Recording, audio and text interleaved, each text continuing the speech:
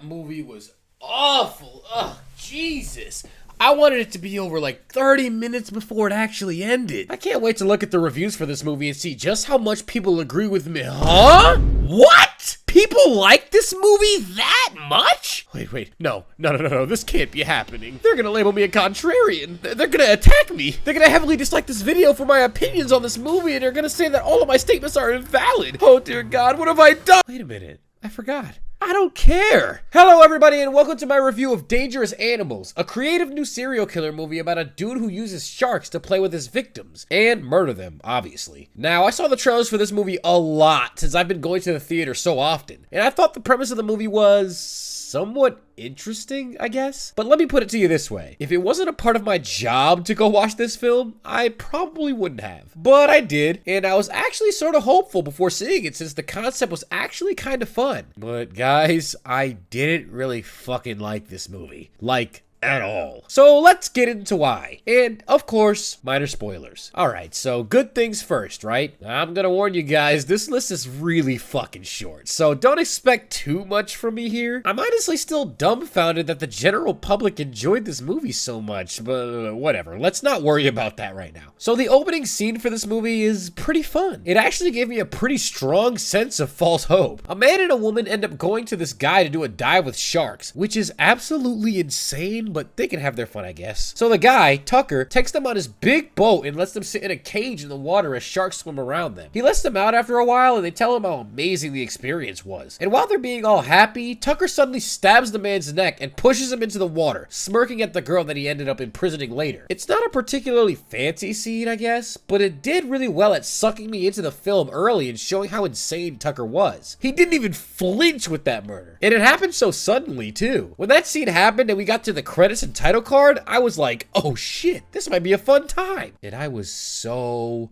wrong. Genuinely, this is like the only scene I liked in the entire movie. Well, no, actually there's this one shot of a dead character's head floating in the water after being devoured by sharks. But other than that, I didn't really like much else. The acting is mostly decent, but there are a few lines that feel like they are delivered so badly in this movie. I think Jai Courtney, the guy that plays Tucker, does a pretty good job though. He's a convincing psychopath for sure, but for me, his performance is not enough to make this movie entertaining. That's it. That's all the compliments I have. I'm sorry to everyone that really liked this movie and doesn't want to hear me complain, but I have to. If you enjoyed this movie, I'm so glad. But this is why I personally did not. First of all, absolutely none of the characters are compelling or interesting to follow. The girl that gets taken in the very beginning of the movie might just be the only character that I even slightly cared about, but she isn't even really relevant for all that long. No, instead we follow this other woman named Zephyr, who is this apparently hardcore surfer girl. Our first interaction with her is watching her rob a gas station, and after that, she meets a guy and one night stands his ass. Like, literally leaves him in his bed in the middle of the night, even though they shared a bit of a heart-to-heart with each other. And because her character development is so minimal, and sometimes just super forced, I never care much for her even after Tucker kidnaps her. She can die for all I care. And the guy, Moses, bruh, he falls deeply in love with Zephyr so unreasonably fast. Like, I know I just got upset with Zephyr for dipping on him after their night, but it really was just a quick thing. Zephyr only meets this guy because he walked miles to the gas station to get some jumper cables, which they didn't have, and he asked Zephyr if she'd be willing to jump his car with her van. She reluctantly agrees, and she pretty much shit talks him the whole drive. But then we get severe whiplash as she suddenly becomes a massive conversationalist with him when they get to his car, and she starts giving him the googly eyes. Like, hello? What happened between point A and point B that made her hard flip on him? And he falls so hard, too. They get to fucking and talking after, and dude makes her breakfast while she's asleep in the van. And he's all heartbroken when she's gone when he comes back out of his house with the pancakes. There was just not nearly enough time between them for me to be invested or for me to believe any of this was realistic. And it makes even less sense that he later goes to the ends of the earth to hunt down and try to save this woman once he realizes she may have disappeared. The movie makes him acknowledge to the police that he's only known her for like 11 hours, but it doesn't make it feel any less stupid. I didn't have any reason to root for this guy either. And Tucker is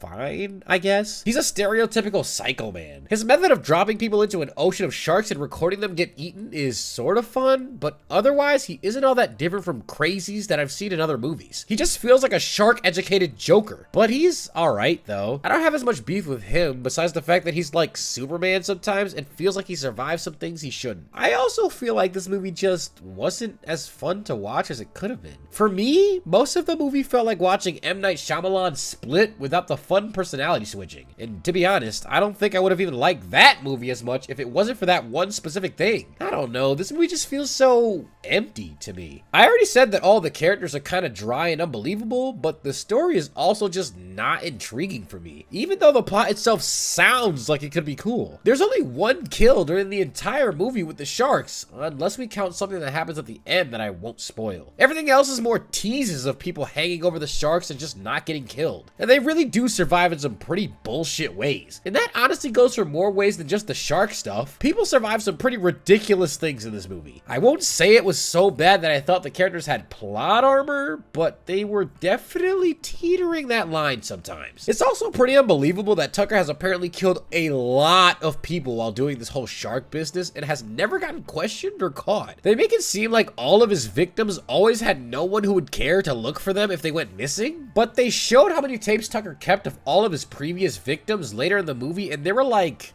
20 tapes. There's no fucking way that many people just went ghost and nobody asked questions anywhere. But I guess that complaint is a lot more nitpicky than everything else that makes me not enjoy this movie. I mentioned this earlier, but I can't help but say that Zephyr and Moses just have no chemistry whatsoever. So it just isn't entertaining to watch the two of them share the screen together. Okay, maybe chemistry isn't the right word because they do seem to have a bit of that with the amount of time they spend with each other throughout the movie. The problem is that their friendship and relationship is just so forced and unbelievable that it's hard to sympathize with the two of them. Everything they say to one another actually feels like a script, which, yeah, I guess duh, but you get what I mean. Nothing feels natural. I can't attach myself to them or their relationship because I barely got to see it develop. Character development either doesn't exist at all or happens in between scenes, but nothing feels like it happens naturally. Realistically, long story short, all of my problems can be attributed to the lack of appeal that all of the characters have. Since I had no reason to be interested in the characters, I had no one to root for, and I couldn't root for the bad guy either because he felt pretty generic himself, and he just didn't feel all that threatening to me. I feel like everything that he got away with on his boat was so predictable, and everything he didn't get away with, he should have, but it was just too stupid. I tried to enjoy this movie as a movie that's just dumb fun and isn't meant to be taken seriously, but it doesn't really feel entirely like that. Some scenes have that fun goofiness to them, I guess, but mostly it feels like the movie is actually supposed to be suspenseful and have you at the edge of your seat, but for me, that was literally impossible because I didn't care about anyone and Tucker just wasn't all that scary to me. Crazy, sure, but not really terrifying. To everyone that really liked this movie, I am so happy for you.